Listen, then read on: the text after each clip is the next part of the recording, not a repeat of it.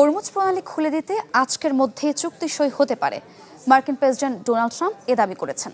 এদিকে সম্ভাব্য সমঝোতার দিকে এগুচ্ছে ইরান ও ওমান, যার আওতায় ইরানের নিয়ন্ত্রিত নৌপথ দিয়ে জাহাজ পারস্য উপসাগরে প্রবেশ করবে। বের হবে ওমানের নিয়ন্ত্রিত নৌপথ দিয়ে, নেওয়া হবে ফি। মধ্যপ্রাচ্যের দীর্ঘস্থায়ী উত্তেজনার মধ্যে যেন খানিকটা আশার আলো দেখাচ্ছে কূটনীতি। হরমুজ প্রণালী ফের খুলে দিতে ওমানের মধ্যস্থতায় যুক্তরাষ্ট্র ও ইরানের আলোচনায় হয়েছে ইতিবাচক অগ্রগতি। দুই পক্ষ থেকেই দেয়া হয়েছে এমন বার্তা। মার্কিন পররাষ্ট্রমন্ত্রী মার্কো রুবিও জানিয়েছেন, সমঝোতার পথে উল্লেখযোগ্য অগ্রগতি হয়েছে, খুব শিগগিরই হতে পারে চুক্তি। ফক্স নিউজকে দেয়া সাক্ষাৎকারে একই সুরে কথা বলেন মার্কিন প্রেসিডেন্ট ডোনাল্ড ট্রাম্প। তবে আলোচনা ব্যর্থ হলে ইরানে কঠোর আঘাত হানার হুঁশিয়ারিও দিয়েছেন তিনি।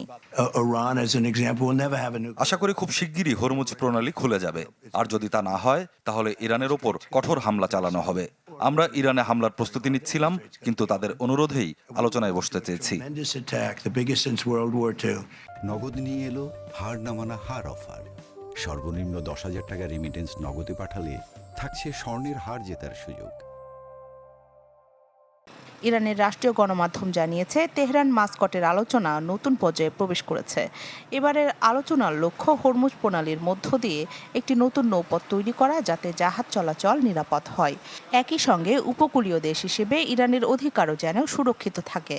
প্রস্তাবিত সমঝোতায় 60 দিনের জন্য হরমুজ প্রণালীতে জাহাজ চলাচল স্বাভাবিক রাখার পরিকল্পনা রয়েছে। এই সময়ে যুদ্ধবিরতি ধরে রাখা ও ইরানের পারমাণবিক কর্মসূচি নিয়েও নতুন করে আলোচনার পথ খোলা রাখার চেষ্টা চলছে। আলোচনায় ইতিবাচক বার্তার প্রভাব পড়েছে বিশ্বের জ্বালানি বাজারেও। যুদ্ধ পরিস্থিতিতে ব্যারেল প্রতি $100 উপর উঠে যাওয়া অপরিশোধিত জ্বালানির দাম নেমেছে ৭৯.৩৬ মার্কিন ডলারে। হরমুজ প্রণালী খুলে গেলে বিশ্ব বাজারে তেল সরবরাহ বাড়বে, প্রত্যাশা বিনিয়োগকারীদের।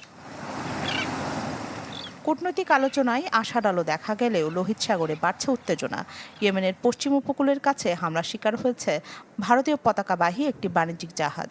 ক্ষেপণাস্ত্রের আঘাতে জাহাজটি ডুবে গেলেও 14 জন নাবিককে জীবিত উদ্ধার করেছে ইয়েমেনের কোস্টগার্ড। এর মধ্যে 13 জনই ভারতীয়। এ হামলার তীব্র নিন্দা জানিয়েছে দিল্লি। তবে বিশেষজ্ঞরা বলছেন, হরমুজের নিয়ন্ত্রণ নিয়ে এখনও বড় বাধা রয়ে গেছে। ইরান সমুদ্র পথটিতে নিজেদের নিরাপত্তা ও তদারকি বাড়াতে চাইলেও যুক্তরাষ্ট্র আন্তর্জাতিক জলপথে অবাধ নৌ চলাচলের নীতিতে অটল। এই মতপার্থক্যই এখন সমঝোতার সবচেয়ে বড় চ্যালেঞ্জ হয়ে দাঁড়িয়েছে। রাখি জেসমিন, চ্যানেল 24।